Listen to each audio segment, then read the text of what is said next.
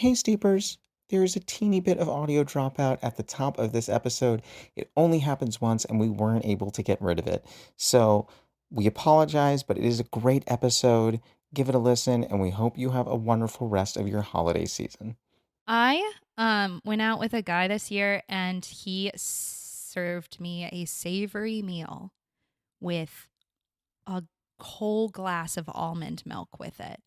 And I was out the door. I was like, no, that's so weird.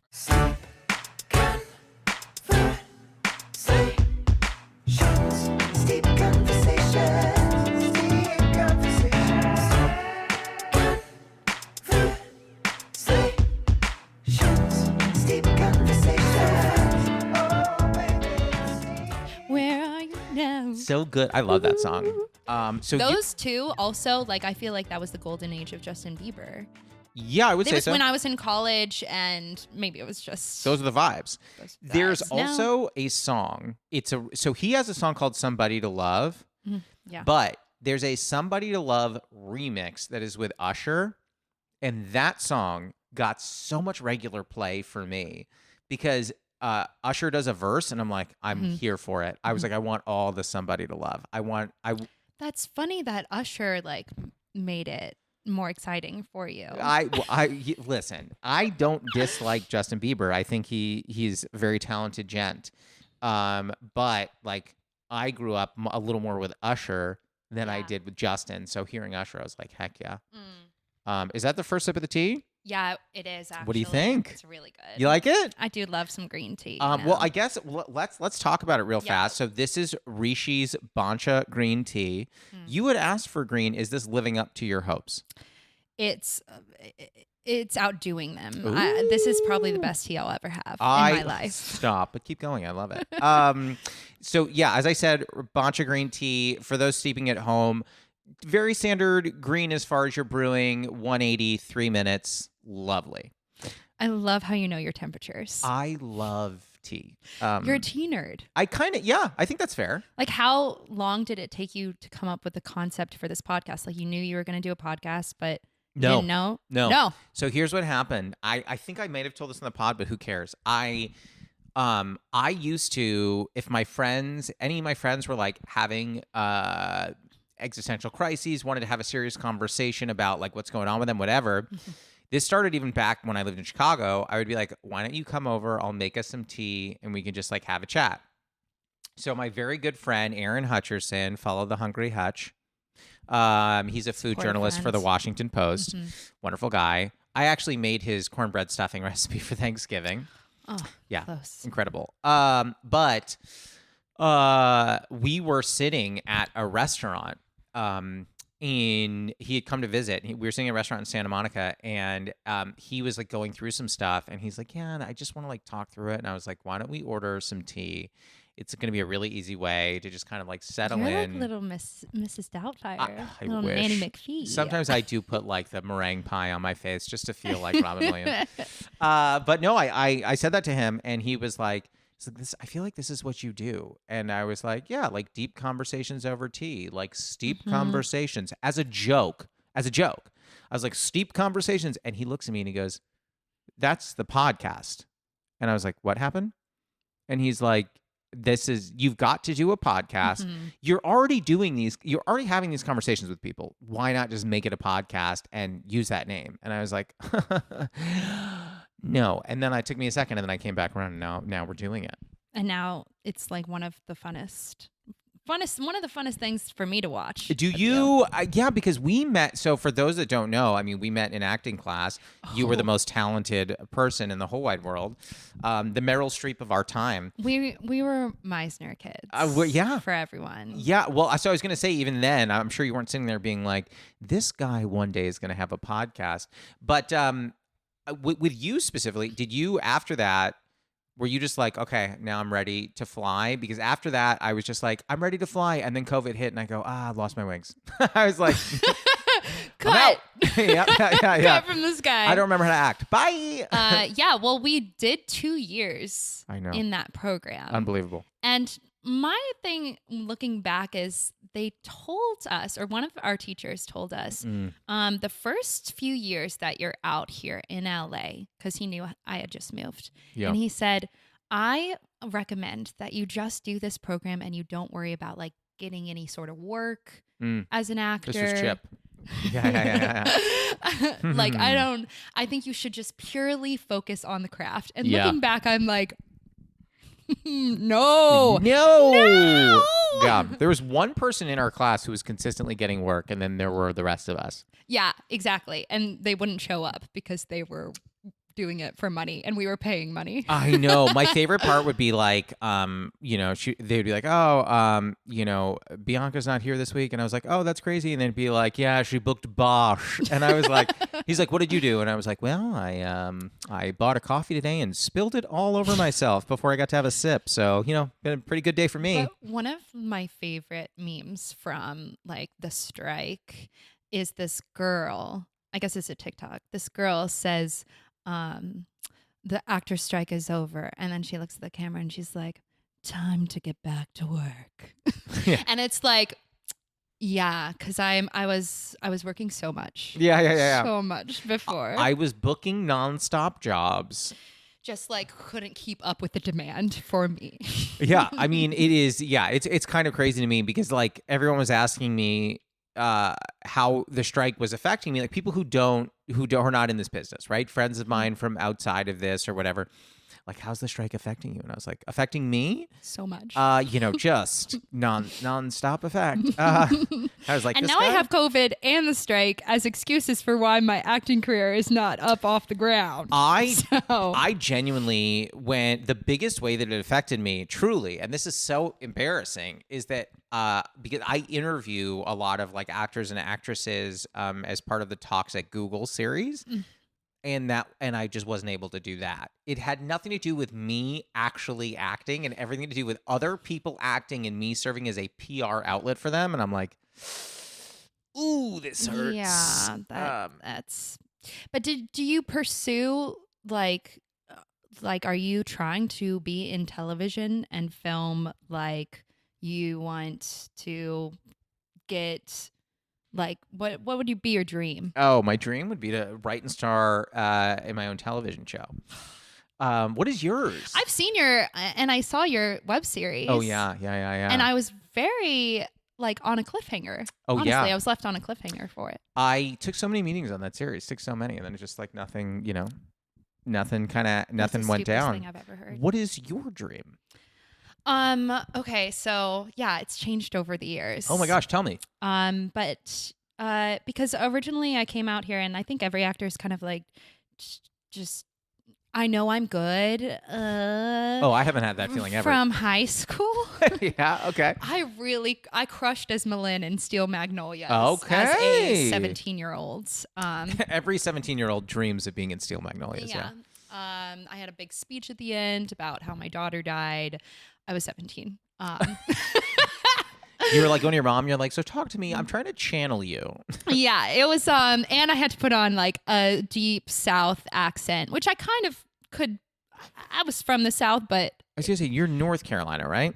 Yes. Is that a thicker accent than South Carolina, or is it similar? I think it's very similar. It depends on what part of North Carolina you're from. I'm from Raleigh, so I don't really think that I have much of an accent. You don't. Okay. That's why I asked. Okay. Well, I just dated a guy who was like, yeah, I can hear it. I'm like, but like, could he? Do you know what I mean? Like, that's not a thing. I think sometimes people say that stuff, and I'm like someone said to me once, they were like, I can hear you're from New York, and I was like, I don't think that you can. No. And I was like, not that I would ever hide it, but I spent 10 years in the Midwest, and I kind of just beat the accent. Not that I had a big one to begin with, but like beat it out of me. It's like your star sign. It's like, well, no, but I could have told you you're a Gemini. Right. Yeah. And then you go, actually, You couldn't have. I'm an Aries, and they're like, oh well, so you're rising sign, and I'm like, you're a liar. Yeah. Do you Jess is gonna kill us. do you actually. subscribe to it? Okay. So during COVID, I lived with a friend of a friend who I'm putting so much distance already. You're like, I lived with this person. She taught me a lot about it, and I was very skeptical, and I didn't want to know anything about it. I learned a lot through her. Yeah. I still wouldn't say that I define myself as someone who believes in astrology. But you know However, about it. However, there is a man on YouTube. His name is Chris Rack, and he has this YouTube. Okay, chill. Go ahead. Chill with the faces. Yeah. I don't need all that. I have trouble not making faces. Okay. Yeah. So he does this thing called Menopon Tarot. He does tarot readings. Menopon. Menopon. It's just what it's called. Oh, okay. Okay. He does tarot card readings. And I went through a crisis of faith last year. Okay. Where I got into insurance sales as an aspiring actor. Okay. I mean, like, we don't talk every day, but Yeah. like, I feel like we are. Do you know that about me? No. And I Okay. feel like we are connected enough that might have come across my plate. But then again, another mutual friend of ours just moved to New York. And because I'm not on social media, I did not know. Yeah, and it's not like I was publicizing all last year my insurance journey. You know, Yeah, I wasn't excited about. You weren't calling people being like, hey, do you have life insurance? Because I would love to talk to you. Oh my gosh! So I still have PTSD from it. How long did you last in it? So I started at the beginning of the year, January Of last year. of last year, Yeah. and I didn't completely get out of it until September. So it was about 9 months. And Okay. about $7,000. That you made or that you spent? Spent. Got it. Okay. Yeah, but I mean, this is I don't know, creatives in LA. I think we're always looking for a place, a way to make money that's not Yeah. serving, right? Yeah. Absolutely.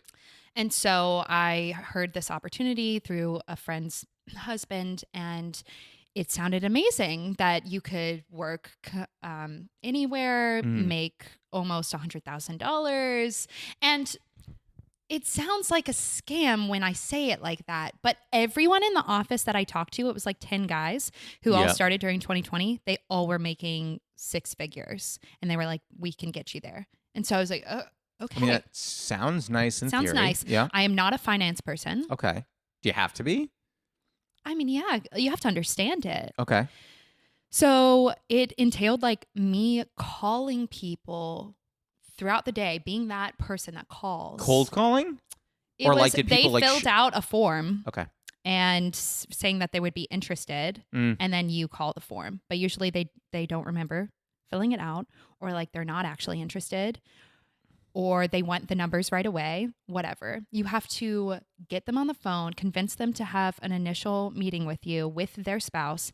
And then you have to go through like this 10-step thing of talking to them about how like screwed they would be if their spouse died. And you have to talk to them about like what the funeral would be like and all this stuff. And I am just like this cute little 20-something girl, like talking to these fully grown adults about dying and how much money they have and how like they would be like screwed. I'm not going to make you say the company, but can I just ask if you were to say it, would it be a company that people would go, I know that company? No, it would not. It's not a household name, I would say. Okay. And also, people don't want to think about insurance. No, of course not. So they don't. They don't I just really know. the name. wonder if, like, and I understand this is not where you worked, but like, if like a Geico or an Allstate or a State Farm have this same thing of just like, okay, make them picture their own funeral. I'm like, Yeah, it was very well. It was very like emotional. In order to get people to pay money for something that they usually don't have to pay per month, they haven't been taking on a monthly payment. You're right. In order to get them to the place where they would do that, they have to think about like the value of what they would be paying for and like the protection that. So you have to like take them there. Yeah. The other problem I see with this for you personally Yeah.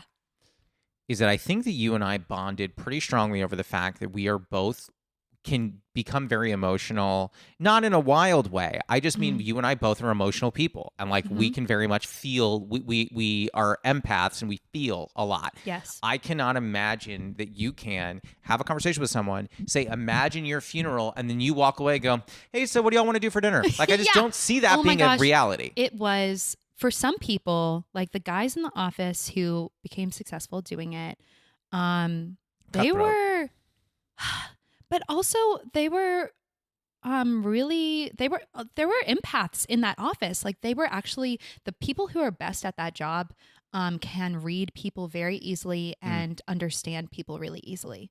Actually, like I remember calling some guy, and he was an old guy who was just grumpy, and he was kind of yelling at me on the phone, Oh. as a lot of people did. Oh. And I was just sick of it. I was like, whatever. Yeah. You're like, I'm helping I you. called you, but you filled out a form, sir. yeah, you put on a form. I have it in front of me. I remember hanging up, and my one of the coaches was like, you know, what did you hear from that guy? Like, what did you hear through his voice? And I was like, well, I heard that he didn't want to listen to me. He wasn't listening. And he was like, no, what I heard was that he just doesn't have anyone who ever listens to him. And he just needed someone to listen to him.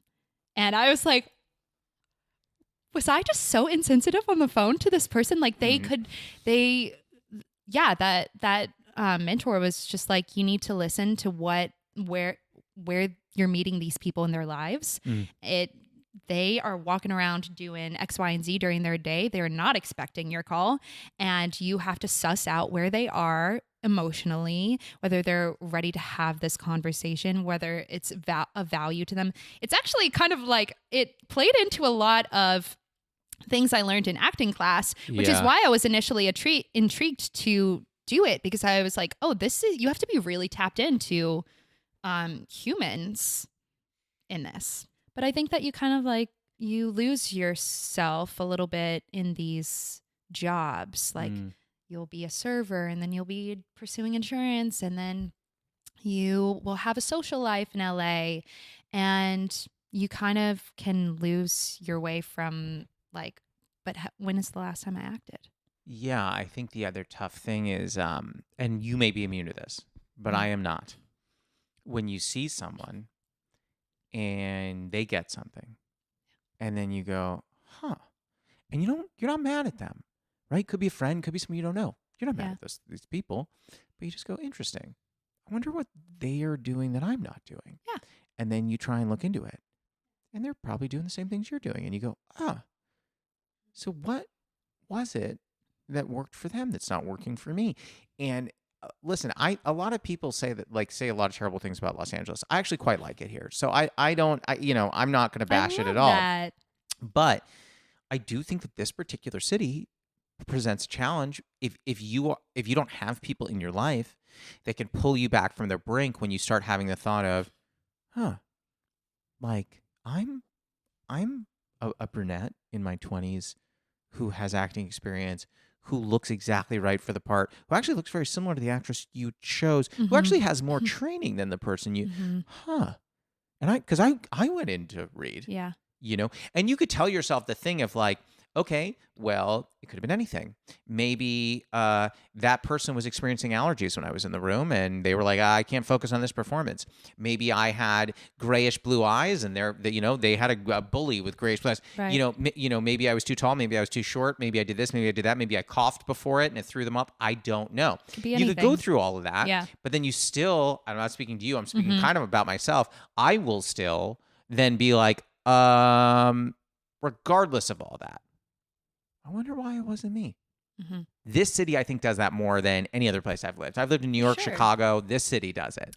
Yeah. I remember a year ago during my insurance era, What are you, Taylor Swift? My insurance era. I'm just using eras. Yeah. Era as a word I'm now. more of a lover era, but like that's fine. My insurance era. Yeah. 1989, maybe a little, I don't know. We'll continue.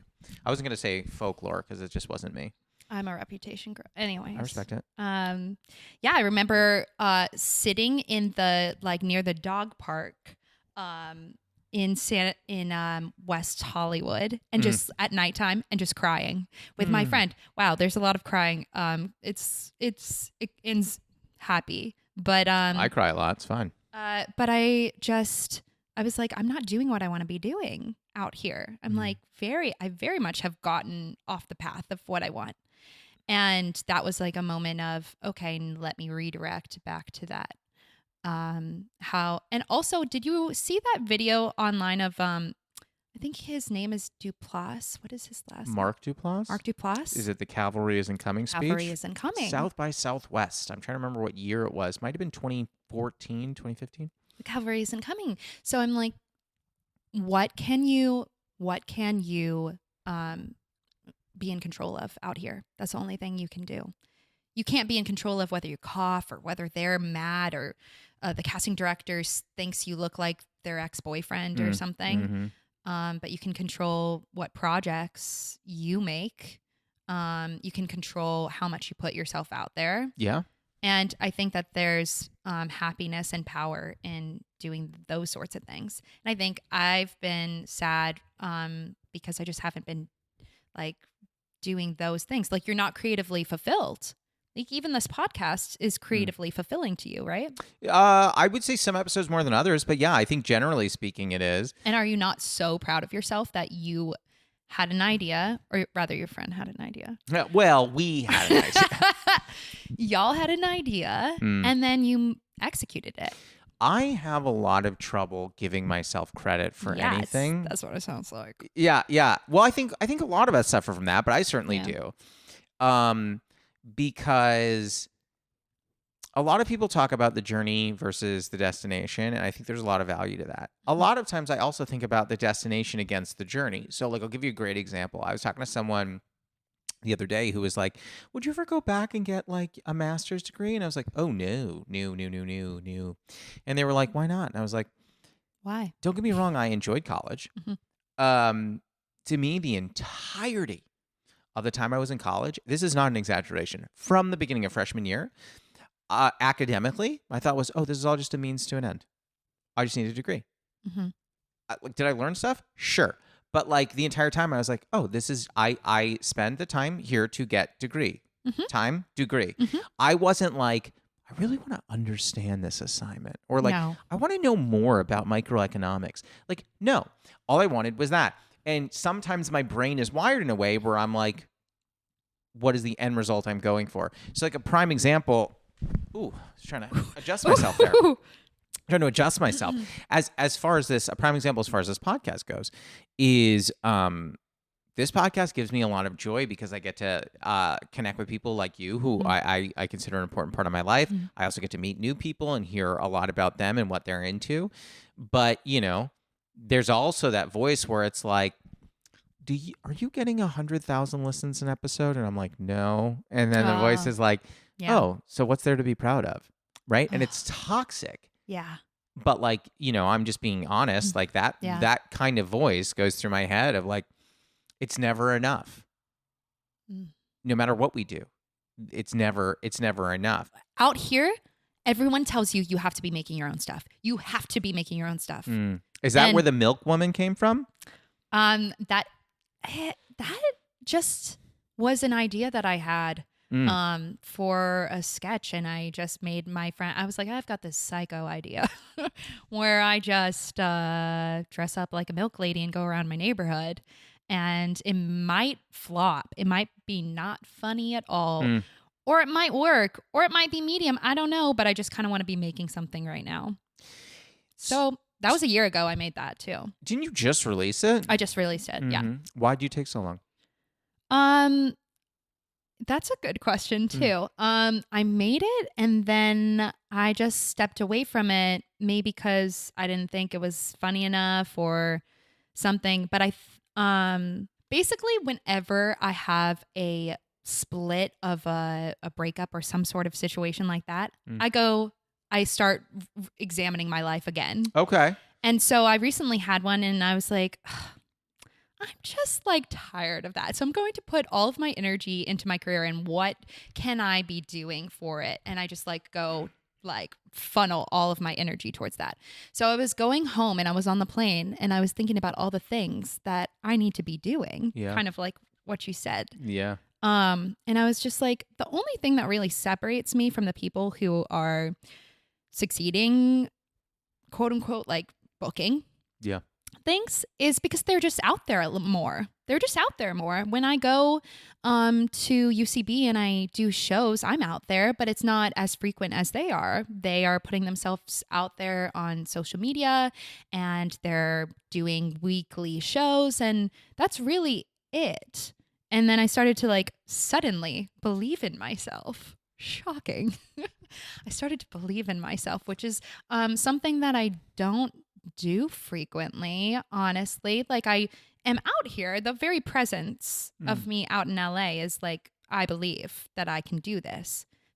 Going back to the milk lady, milk woman, milk person. Milk lady is the term. Milk you lady? know? Okay. I would have said milk woman. It's milk lady?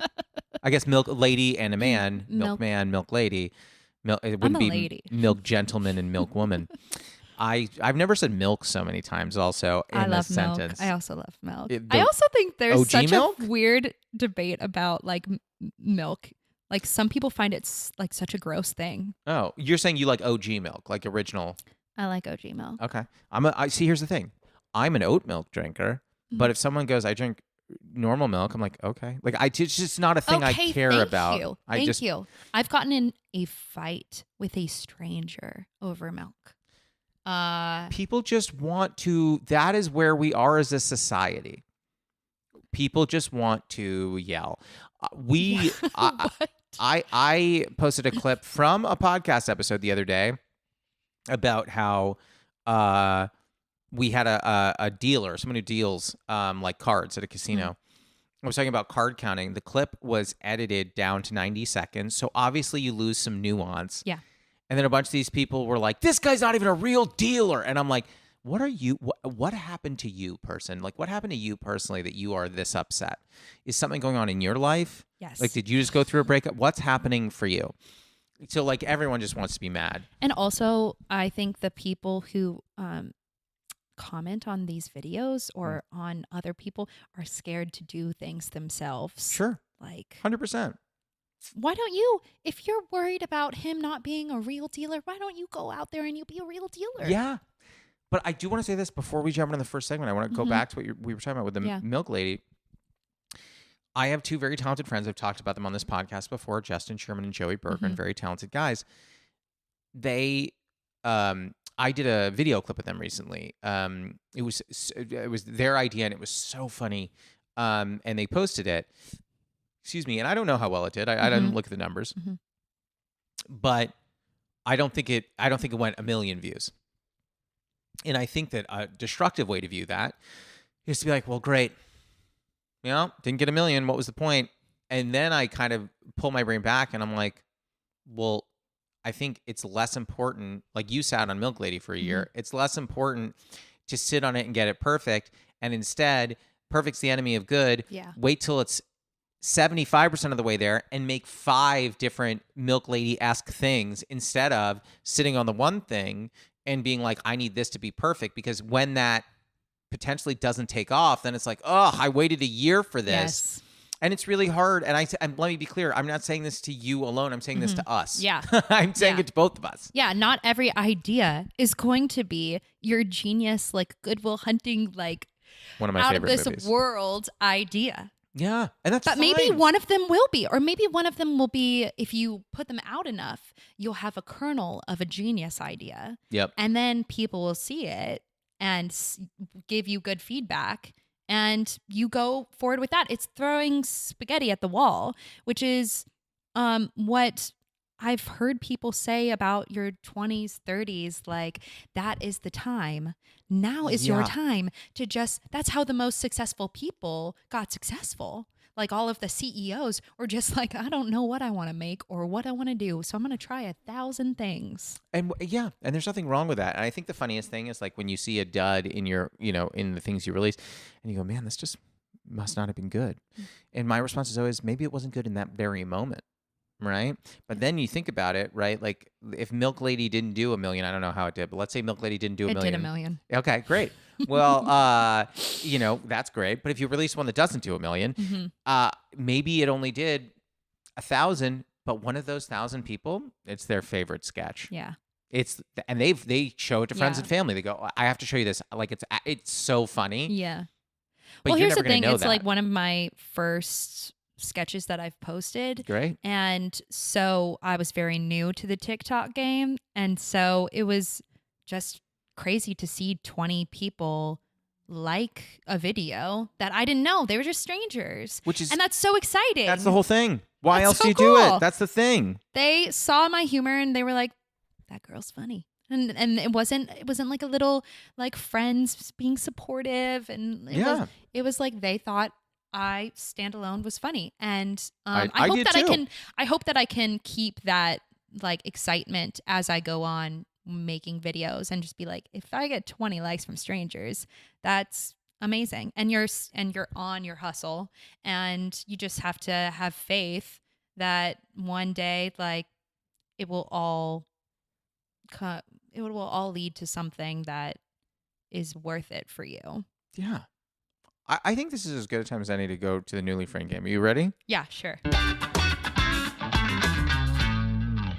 So the first segment is called the newly framed game. It's like the newlywed game, but we're friends.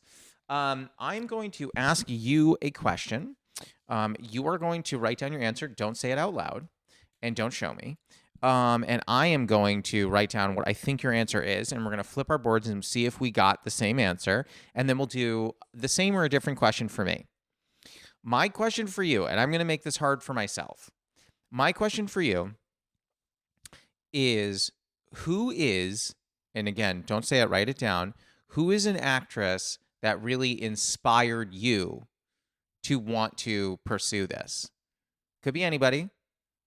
And don't say it out loud, but an actress that, and it doesn't have to be the actress, like the one person, but an actress that inspired you, or actor that inspired you to want to pursue this.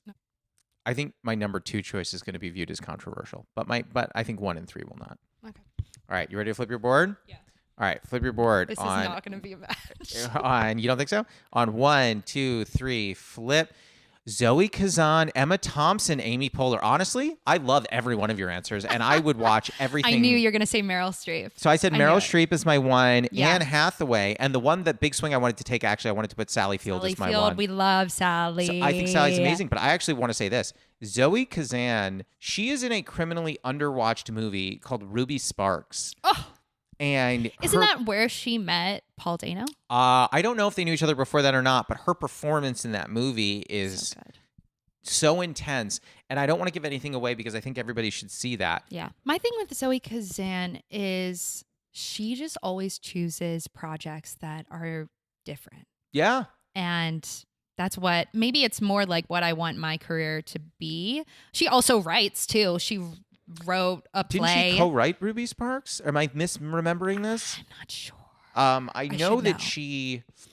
Didn't she co-write? There was a movie that she did. I think Paul Dano and her like co-directed it. Where Yeah. it was like something about like wilderness, or it was. I She's think our Jake indie darling. Gyllenhaal was in it. Yeah. Jake Gyllenhaal. I think he might have been in the movie. I don't remember, but she did do like a really out there flick. I think, Yeah. in the past few years. Yeah. I just love her. I think Yeah. she's weird and kind of off, and not like your regular like ingenue girl in Hollywood, but she has made Does her and- own stuff. Yeah. I also want to call out the other two that you have there. I think that Emma Thompson is in the echelon of your Meryls and your Sallys and all this, 100%. but I don't think she gets talked about as much as the rest. Or your Dame Judi Dench's. Love Meryl Streep. Love her. Mm. But she has kind of like this icon like Now she does, yeah. around her. Everyone's just like untouchable actress. Yeah. And there are people who are her peers, and I don't understand why just she like rose up to become that, because Emma Thompson, to me, Amazing. and a writer too. I didn't know she was a writer. What? Yeah, she wrote Sense and Sensibility. She wrote it. Sorry, Jane Austen. She wrote the screenplay. Okay. And that she was in with Kate Winslet Wow. and Alan Rickman. It is the Sense and Sensibility. Two other powerhouses that you just mentioned there, yeah. Yeah. And I just love her relationship with Alan Rickman too. I love anyone who can write and act. Yeah. Period.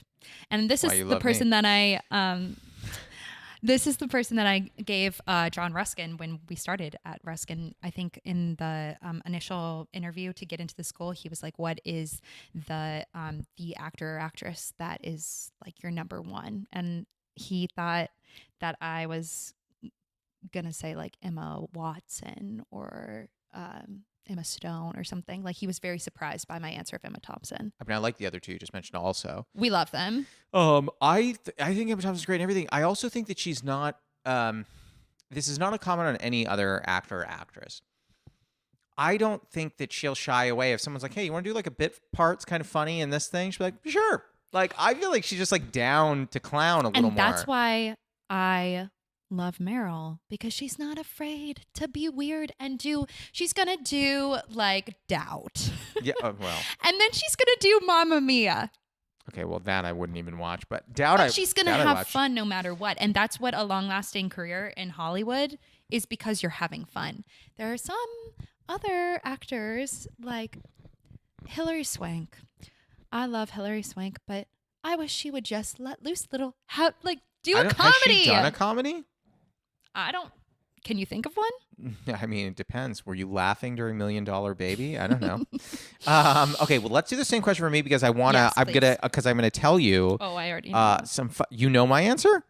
You think? I know one. Oh, interesting. Okay. Well, then I'll see if I can write that person. Give you some points here. All right. I have my answers. Do you have I just yours? wrote one. I hope I wrote get 3. one. Okay. All right. Great, Flip great, wrote on great. 1, 2, What is 3. your number? Did you circle the number one? You can take my top one. Will be the number one. Okay. All right, and flip. Jerry Seinfeld. Interesting. Oh, I thought it was just Okay. Yeah, That yeah. makes So sense. I wrote down Robin Williams. So So Robin Williams is like, it's no surprise if you're like, Josh, what's your Amazing. favorite movies? And I'm like, Dead Poet Society, Good Will Hunting. They're like, okay, I'm sensing a pattern. Because I love him so much. So He kind. inspired me a lot. Sam Rockwell, I find to be, in my opinion, my favorite actor. Ever. Probably. Period. Yeah. What is his number one performance for you? Oh boy. My favorite movie that he's ever been in is called The Way Way Back. I watch it all the time, Yeah. and it brings me so much joy. And the person that he plays in it is someone I felt like I needed a lot in my life, so that meant a lot to me. Yeah. I think Seven Psychopaths, his performance in there is. I feel like I wasn't aware of Sam Rockwell until like So- 3 Billboards. and he's great in That's Three late, Billboards. But that's late. Like there's so much that he's done before that. Here's the problem with Sam Rockwell. He's done a lot of movies that people haven't seen. Yeah. A Single Shot, people haven't seen. Snow Angels, people haven't seen. Yeah. Like you go Seven Psychopaths, a lot of people haven't seen. If you go back and look at some of this stuff, also doesn't care about all the hoopla. Mhm. He's just That's so kind of true. chilling. Yeah. And And he's not trying to let you know that he doesn't care. Like Jim Carrey wants you to know that he doesn't care. right. It's like, Well, so okay. does you wrote down Jerry Seinfeld. Jerry Seinfeld also wants you to know he doesn't Oh care. my gosh, the viral video of him rejecting Kesha hugging him Oh yeah. is so funny and also mean. Yeah, I mean, listen. it. I think Jerry Seinfeld as a comedian influenced me. I think as a performer, not as much. I love how sure I was, and then Well, you was took so that right wrong. from my Spoon River in class. I just remember you talking about him for so long. I do. About him. The third person I wrote down, who, in my opinion, belongs in the echelon of a Meryl Streep, is Allison Janney. Yes, I really do Yeah. believe that. yeah. She deserves it. I Yeah. think that her performances, she's so good in comedy. She's so good in drama. Yeah. Her performances always rock my world. I think Yeah. she's just the bee's knees. I'm so into everything that she does. And if she's in something, I'll almost always see it. There are some movies I haven't seen yet that she's done because she's kind of prolific, but I love her. Yeah, I feel like there's so is there one male actor that's like Meryl Streep level? Do you say Maybe Denzel. Denzel? I You feel think like so? I feel like there's a lot of Now male it's Leo, maybe? actors who are male actors who are like kind of the same. There's not the level. person. There's not the person. And why is it Meryl on this? I mean, Avi. Yeah, Leo. yeah, yeah. but just interesting. Yeah, Like, I mean, I think the closest might be Denzel. It might be now. I would say Tom Hanks. Oh yeah, then maybe yeah. That's a good answer. Tom Hanks is probably a great answer for that. Yeah. I'd say those two, but I also think that But like there's- a Denzel, a Leo, Yeah. a De Niro. They're all so different. They're very different. But you know, on the female side of the house, I do think that like Meryl's kind of on her own island at Yeah, this she's point. on her own island. Yeah. Which I don't know if that would be fun. No, I wouldn't. I don't want to be the best. I want to be. Yeah. I want to be the one who has the most fun. I don't want to be the best. And I also think it must be hard when she's on projects because no one will ever tell her, hey, could you go in a different direction for that? I wouldn't. If I'm directing her, that's like if you're coaching Michael Jordan and you go, I don't love the way that you're doing that. Exactly. He'd be like, oh, you don't? Yeah?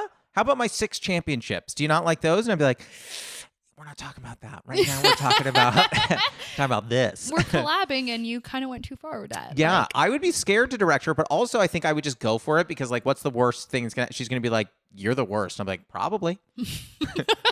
Probably am. I agree. You're not. Yeah, because there's in season 2 of Big Little Lies, she has. Oh, I only saw the first season, and it was enough for me to not see Meryl the was second. in the second season, and you didn't see that. I didn't like the first season. I don't really want to go watch the second season. You can put your board down, by the way. We're done with the game. I'd like to. You take can a hold few on. Notes. No, you can hold on to it. Hold on to it. You didn't see season 2. I disliked season 1 enough that's going through season 2 was going to be a torture I didn't want to do to myself. There's a few shows that people she love. has a character in that that's a little Cuckoo for Cocoa Puffs. yeah, a little kind of not in the grounded world of like. That show's not really in the grounded world. I feel like they seem real. The things that take place are crazy, but like they don't seem like Search Party.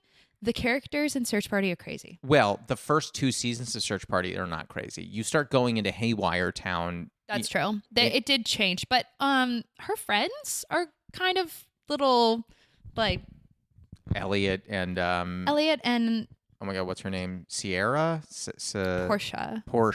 Portia's not real. That actress She's is real so and she's funny not though. real. She's so good. I mean, obviously, like John Search Early. Party is ideal. Number 1, if I could be on a show, Search Party. Really? Search Party. Interesting. Do you often think to yourself, like, okay, like when I'm positioning myself, whether it's in an audition or positioning myself, like if I'm going to write things, what am I putting out there to so that people know what I want? Yeah, for sure. Like when you, again, I keep going to Milk Lady, but I just saw it the other day because I think Yeah. you just posted it. Yeah. When you did that, were you like, I think this is going to put me in the right like light for what I want to be. I want to be doing kind of this kind of wry, winky kind of like comedy because you played it straight, but it is a comedy. So it's like, are you trying to say like this is kind of what I would like to do? That's just how it ended up. Like I didn't think about it. I just tried to play to my strengths, and I think that my strengths will fall in like 2 or 3 different tones of television, and one of them is like kind of like that office vibe, which I feel like Milk Lady was kind of like officey. Yeah, I could see that. Like someone who's getting interviewed and is like completely like, I'm right.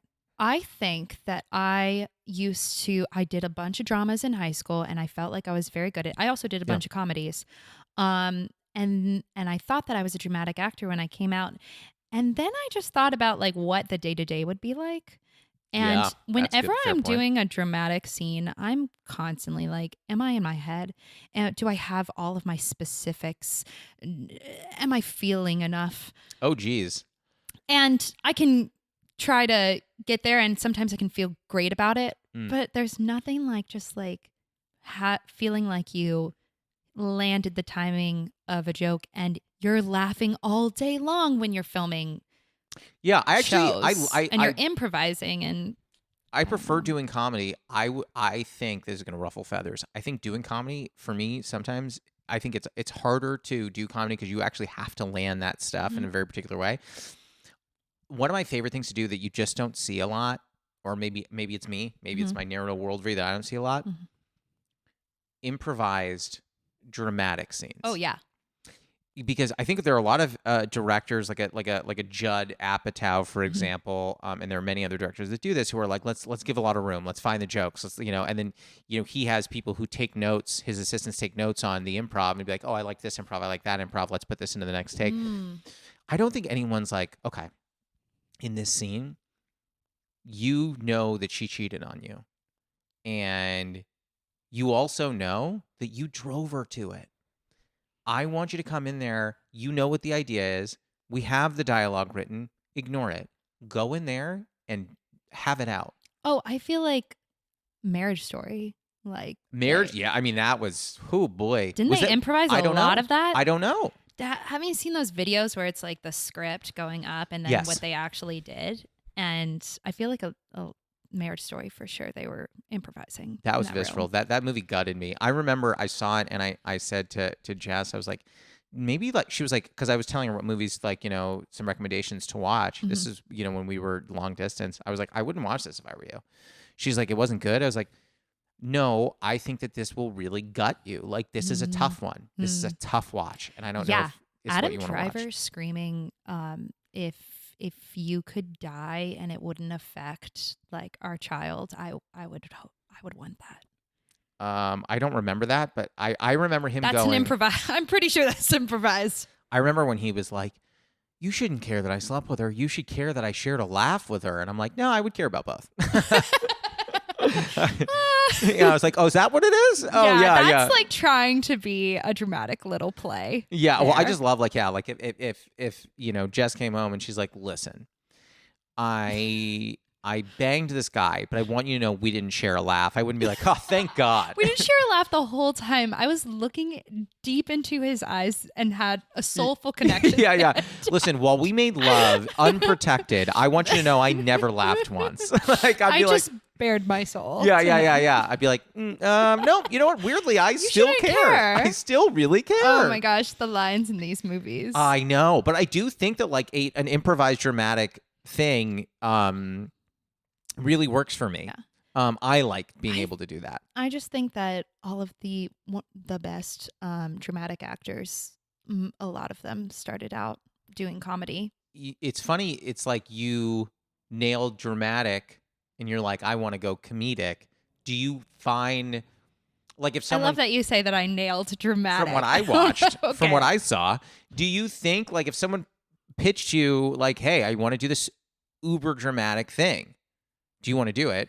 Would you be like, sure? Would you be like, I kind of would rather be doing comedy at this rate? Never say no to any opportunity. Okay. Other than that, obviously, yeah. If anyone wants to give me a dramatic pilot on an Amazon, I'll take Amazon's where you went. You didn't want to go HBO? You want to go it. Amazon? No, Okay, sure. I'm a Prime girl. Are you? I try and think about what streaming platform is most my aesthetic. I don't know. I think at this point right now, I probably watch Hulu the most. But I don't know. Yeah, Hulu's where I go for reality. Well, I guess this is as good a time as any to jump to the Okay. lightning round. Are you ready? Okay, I'm ready. Okay, so the lightning round is 5 fast questions. It doesn't have to be fast Am answers. I writing them? No. Okay. And I I use... just say them. Yeah, you just say them. And I like to use an index card because it makes me feel like a late night talk show Yeah. host. You are. So, question 1. What is a favorite ritual of yours? So, for example, I like to brew tea. My favorite ritual is to get coffee Okay. and spend $8 on coffee Only in every LA. morning. I mean, do we can give them a little shout. Is there a particular place you like to go get coffee? Yes, my neighborhood coffee joint is Coffee for Sasquatch. Isn't that what that's in, like, isn't it WeHo kind of area? It's La Brea and Melrose. I've driven by it. Yeah. Mm-hmm. That's right where my apartment is. If anyone wants to Um, stalk me. Yeah, come hang. La Brea and Melrose, that's also near one of my favorite sushi places. Kind of like a slept-on sushi place called Murakami. Yeah. Have we talked about that? No. You just knew that's what I was going I to say. just knew. It's great, right? I haven't tried it yet. Let me tell you something. I'm still exploring my neighborhood. I haven't. This is the most My basic roommate comment. doesn't like sushi. Well, your roommate's cut off. Question 2. What is a running bit you have with a friend or partner that makes you laugh? The running joke is that me and my roommate are in a relationship together. So everyone in our friend group kind of thinks maybe, but they're not sure. If you're living with the person I think you are, I think I messaged you at one point being like, y'all are real tight. We're real tight. Yeah. Tight. Yeah. Is it Emma? No. I'm trying to remember her name. You can find her. Yeah. Find her on my Instagram. But go ahead. There was one time where we were going out for lunch and she went to the bathroom and I just put my card down just like to pay and I knew she was going to Venmo me or whatever. Yeah, that's fine. And the bartender was like, yeah, gonna do it fast while she goes to the bathroom. Smooth. And I was like, You're like, even this bartender thinks we're dating. I think that's why neither of us are successful in our relationships. I with can't men. imagine like if a guy, like you've been on a few dates with him and you're like, oh, I want you to be my roommate. And then like that guy just sees how you two bond and goes, I could never compete with this. Yeah, that's why I keep them far away for for at least 12 dates, you know? You're like, you can't see how besties I am with this person because it'll just ruin your confidence. It'll discourage you Yeah, because the level of familiarity and like comfort, you Of know, course, it's but hard to that's- get to. Very hard. You need to put in a lot of Do you hours find for that. like you've had that with your friends over the years? Absolutely. Yeah. I'm still, listen, one of my best friends to this day, we met the first day of kindergarten. So like when Jess and I started dating, not that there's a competition, but Jess was very much like, Jess has even said to me multiple times that like the number of people that I have such close relationships with was at first somewhat intimidating. Because she was like, this is a lot. Yeah, and I think first meeting you also, you do have a lot of close relationships, and I wasn't, like I hadn't come into contact with many people who have that many close relationships. Interesting. Like I thought, oh, you can't have that many close relationships. You have to have like 4 or 5. Is that true? Well, I think some people would subscribe to that. My feeling is like, no matter how often people talk or don't talk, if you are 100% genuine and authentic in your interactions, Yeah. you do build a relationship. Yeah. You know, And it's just putting time into it. right. But like a good example, you and I don't see each other every day, but every time I see you, I'm very much like I just open the door of my soul and I'm like, here's everything. Like, you know, I think that's what 2 years in boot camp does. Dear Lord, don't I know? Where we talk about the deepest things that have ever happened to us. Yeah, and then they're like, 2 okay. nights a week for 3 hours. And then they're just like, all right, and have a good night. I'm like, yay. It's like, what's the worst thing that's ever happened to you? Oh my gosh. Okay, bye. yeah. See you next time. The exercise where you're sitting in the chair. Oh man. Oh, the one where you're going down on a plane and you have to call someone and you have 30 seconds to talk to your loved one. I forgot about I that. remember that one forever. Yeah, me too. Oh yeah. Question 3. What is a very controversial opinion that you have? That it's okay to gulp milk down by itself. Oh, okay. So you're again, just for those those listening, tuning in later. Yeah. This is OG. I'm pro milk. This is OG milk. This is cow milk. 2%. 2%. I'm gonna anger a lot of people. Interesting. When I was a Like kid, this. I was a skim guy. You're 2%. You're a skim? That's like I water. was. That's water. Well, that's just what I was raised It's on. So to diluted. me, I didn't know any Yeah. different. Yeah. But you will drink just a glass of milk. Yes. Interesting. But here's the thing. Here's my caveat. Okay, go ahead. I went out with a guy this year and he served me a savory meal with a whole glass of almond milk with it. And I was out the door. I was like, no, that's so weird. Are you telling me, like, hypothetically speaking, like he'll like roast a chicken and make some potatoes and all He that, made me a and HelloFresh savory meal. okay, Chicken, like vegetables, and they mashed gave you a potatoes. glass of. And then he himself had a tall glass of almond milk with it. Also, can I ask? This is not the point of your story. Does a guy get the same amount of credit for making a meal if it's HelloFresh versus if it's... No! I didn't think so. No! I didn't think so. No, but I know that he thought he did. He was like, so I made you dinner tonight. Like, but you followed the instructions for the... If I were him, I would have hid the HelloFresh. I would have been like, I'm not letting her see the HelloFresh. Keeping that a secret. Yeah. And then I faked being sick later on in the night And then you were just to like, leave. We're done. And he was like, did my dinner make you sick? And you're like, no, the fact that you drank a glass of milk did. Yeah. that made me truly sick. Whoa. Ick. Question 4. Have you ever experienced imposter syndrome? And if so, is there one moment that you think about? Oh my gosh, every day. Mm. Every day. Imposter syndrome. Oh, I had imposter syndrome the other day at a callback. Like, it's the confidence thing that we were talking about in being an artist and being like, I deserve this and I'm good enough and it was for a Coca-Cola commercial. And all I had to do was scream. Like, I had to scream and pretend like I was in a basketball crowd.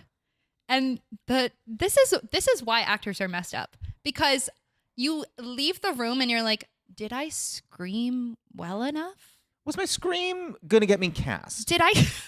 And I had to sip a Coke can, which, if anyone knows, I love Coke. I was brought up on it. I do it every day. Yeah. And I had to sip it. And I was like, did I sip it believably enough? Did I sip it weird? Yeah.